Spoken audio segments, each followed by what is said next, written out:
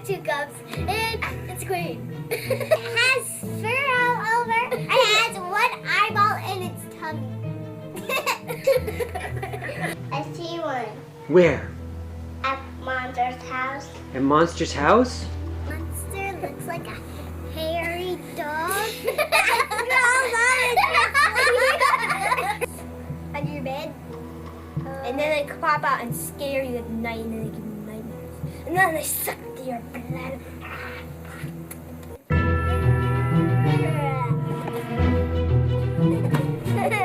Monsters do cartwheels?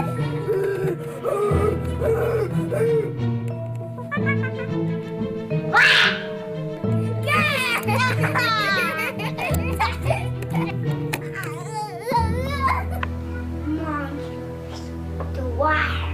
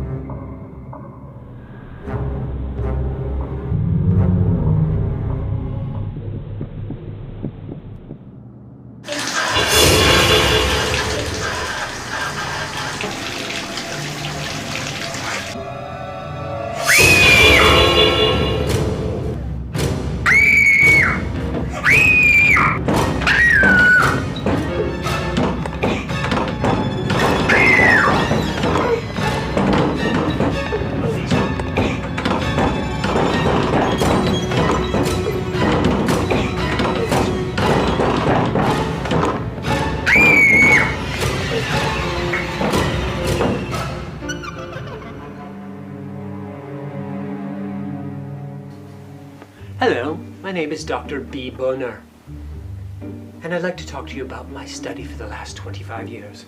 I've broken down consciousness into 4 states. The states being the id, the superid, the conscious, the superconscious, the unconscious, the super unconscious, and the coma and the super coma, or as I like to call them, the zombie and the super zombie.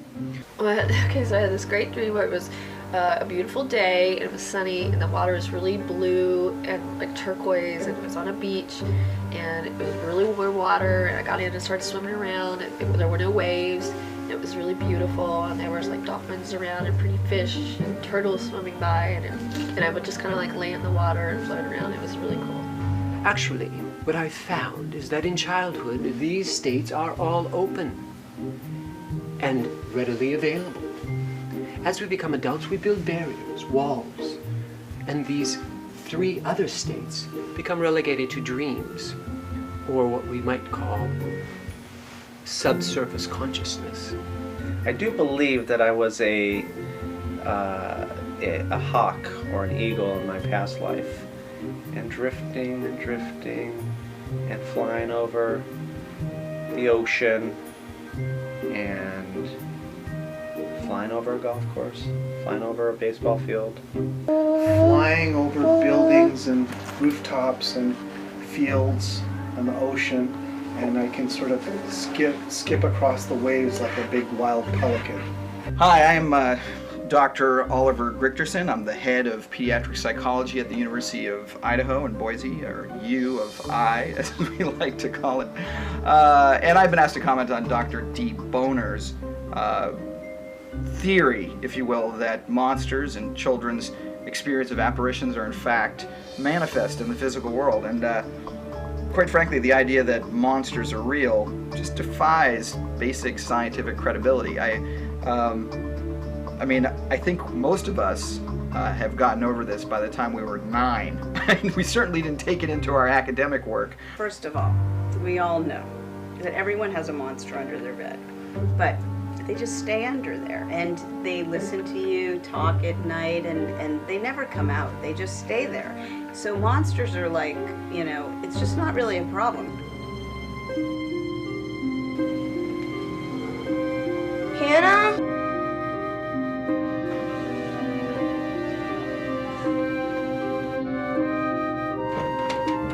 Hannah? Hannah?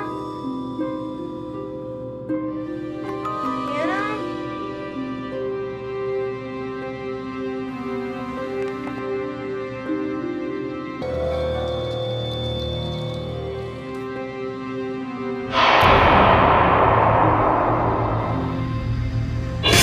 Monsters aren't a problem. They don't live in closets. I know a lot of kids think they live in closets. They don't.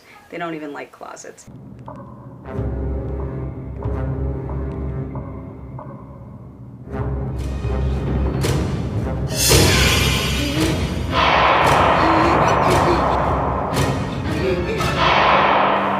This is unfortunate because I think that the reality is that these states are real as anything, as real as I am here.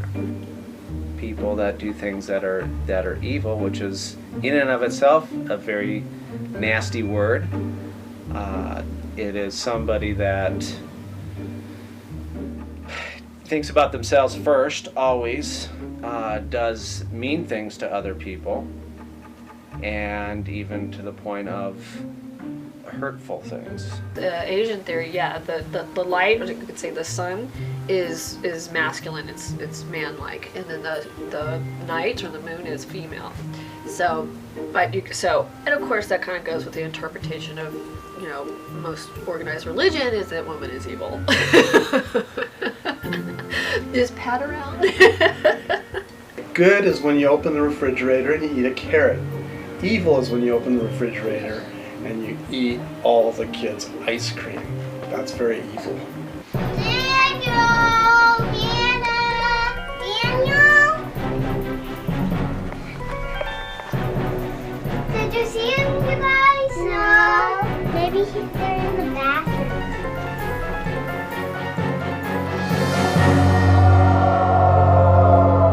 Super zombie and sub zombie is real to them, as I believe it should be, because they are real. Unfortunately, as adults, we deny this. We're in a state of denial about the actual state of our own reality.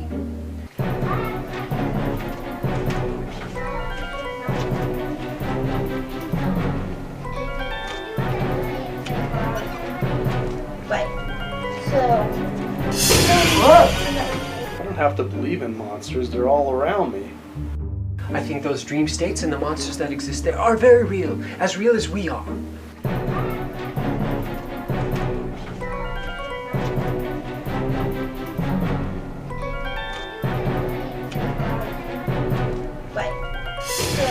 Batman's enemies, the Penguin, the Joker, you know, those guys were evil. Monsters that keep on terrorizing me with their demands. So people who really do something evil probably go back to amoeba, single cell form, and have to start all over again. I've spent many years trying to develop techniques to break those barriers. I sleep in a crib. I suck on a bottle, mostly non-alcoholic. I wear diapers.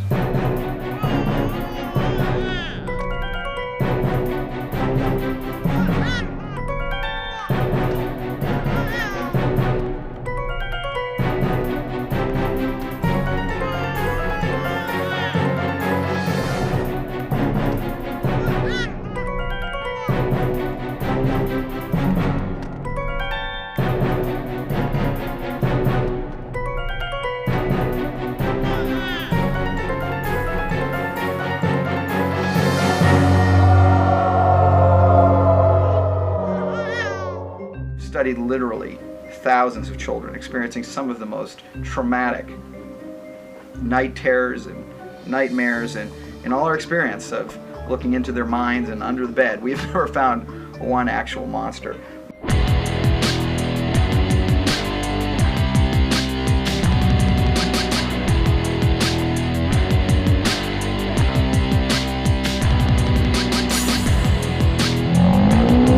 And I tend to drool and babble quite extensively, and I spew on people when my stomach is feeling slightly agitated.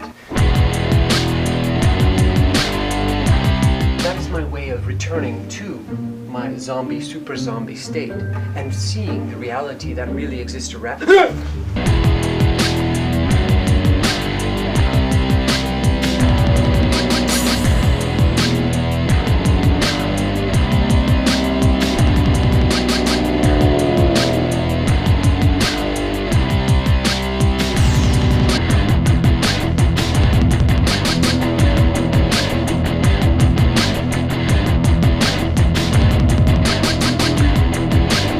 In fact, our research, I think, has gone quite a bit deeper. We've actually are pursuing an avenue that we find quite promising. We have a hypothesis that, in fact, our minds are being manipulated by rampant, unshielded Wi-Fi signals coming from Starbucks and various other places, and in fact monsters are escaping. They're actually viruses that are being written by Russian mobsters.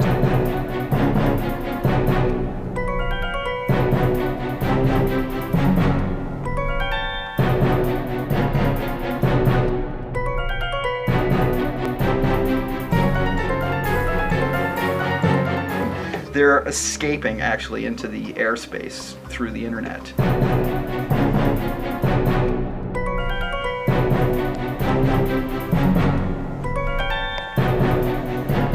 We've talked to Homeland Security about it. They won't listen to us, but we actually think that they're trying to get us.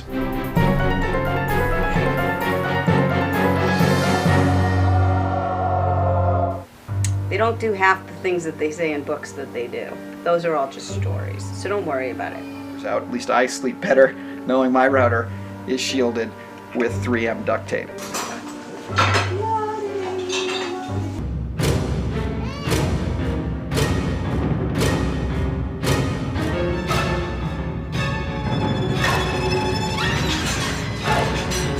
Push here.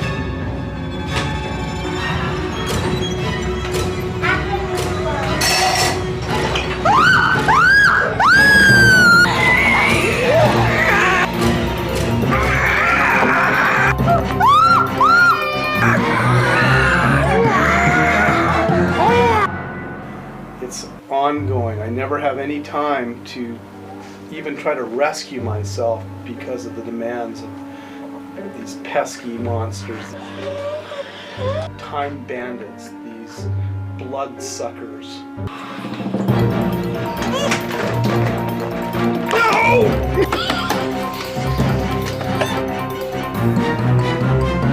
Allegra, come on! I told you to get your shoes on. I told you 5 times. We gotta go now. Allegra.